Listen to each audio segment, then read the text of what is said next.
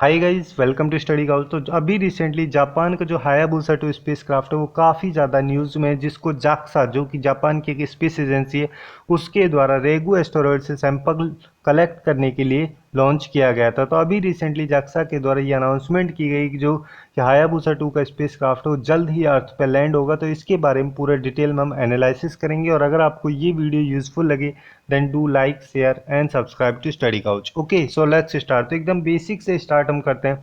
जो रेगू एस्टेरॉयड है जो कि अर्थ से 300 मिलियन किलोमीटर की डिस्टेंस पे है, जापान के द्वारा हायाबुसा 2 स्पेस क्राफ्ट को लॉन्च किया गया था, जिससे कि एस्टेरॉयड रेगू से जो सैंपल्स वगैरह हैं उन सबको कलेक्ट करके लाया जा सके। और अभी रिसेंटली जाक्सा के द्वारा ये अनाउंसमेंट की गई है कि 6 दिसंबर 2020 को जो ये हायाबुसा 2 का स्पेस क्राफ्ट है रेगू सैंपल्स के साथ, रेगू एस्टेरॉयड के जो सैंपल्स हैं उन सब के साथ अर्थ पे लैंड करेगा। और जो ये रेगू या फिर जिसको एस्टेरॉयड 1999 JU3 के नाम से भी जाना जाता है, जो बेसिकली कार्बन सीएस नियर अर्थ एस्टेरॉयड है।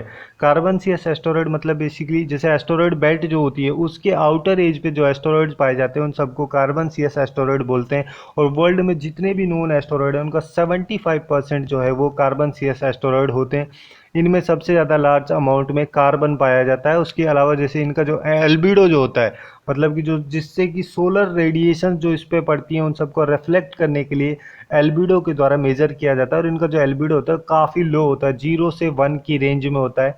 तो इन दोनों के बेसिस पे, एल्बिडो की वैल्यू और कार्बन परसेंटेज की वैल्यू के बेसिस पे ही बाकी एस्टेरॉयड से जो कार्बन सीएस एस्टेरॉयड है इनको डिस्टिंग्विश किया जाता है। और जो ये हायाबुसा सीरीज है इसको जापान की जाक्सा के द्वारा स्टार्ट किया गया था एस्टेरॉयड सैंपल्स को कलेक्ट करने के लिए। बेसिकली जो हायाबुसा फर्स्ट या फिर जिसको हायाबुसा मिशन के नाम से जाना जाता है वो 2010 में अर्थ पे रिटर्न हुआ था एस्टेरॉयड सैंपल्स लेके। फिर उसके 4 साल बाद हायाबुसा 2 को लॉन्च किया गया था, जिसके द्वारा बेसिकली जो एस्टेरॉयड रेगू है उसको 1.5 ईयर के लिए सर्वे उस पर की गई थी। इस मिशन का जो मेन मकसद था, जैसे जो भी इनर प्लैनेट्स होते हैं उनके इवोल्यूशन के बारे में नॉलेज प्रोवाइड करने के लिए इस मिशन को लॉन्च किया गया था। अगर स्पेसिफिकली अगर हम बात करें जैसे कि वाटर का जो ओरिजिन है या फिर अर्थ के जो ऑर्गेनिक कंपाउंड है, इन सब चीज़ों के बारे में इंफॉर्मेशन के लिए जो हायाबुसा 2 मिशन है इसको लॉन्च किया गया था। और फरवरी 2019 में जब ये स्पेस क्राफ्ट के द्वारा सरफेस डस्ट के जो सैंपल्स थे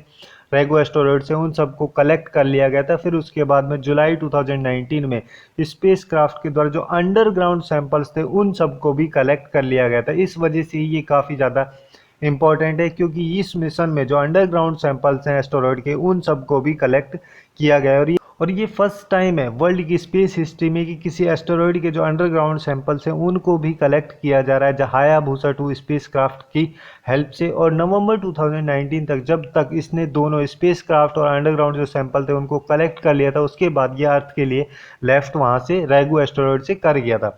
और यहाँ पे जो JAX है जो कि जापान की स्पेस एजेंसी, उसके द्वारा ये बोला गया है कि ये जो कैप्सूल होगा, मतलब कि जो हायाबुसा 2 स्पेस क्राफ्ट का जो कैप्सूल होगा उस पे एक हीट शील्ड लगाई गई है। और जब ये अर्थ से 200 किलोमीटर की डिस्टेंस पे होगा तो ये हीट शील्ड जो है बेसिकली एक फायर बॉल में कन्वर्ट हो जाएगी। और इसके कैप्सूल में एक पैराशूट भी है, और जब ये अर्थ से 10 किलोमीटर की डिस्टेंस पे होगा तो ये पैराशूट ओपन हो जाएगा। इस तरीके से बेसिकली जो हायाबुसा 2 का स्पेस क्राफ्ट है वो अर्थ पे लैंड होगा। तो यही थी कुछ इंपॉर्टेंट इन्फॉर्मेशन जापान के हायाबुसा 2 स्पेस क्राफ्ट के बारे में और उसके द्वारा जो सैंपल्स अर्थ पे लाए जा रहे हैं उन सब के बारे में। सो आज के लिए बस इतना ही। Hopefully you guys find it useful, and if you find it useful then do like, share and subscribe to Study Couch. Thanks for watching and have a good day.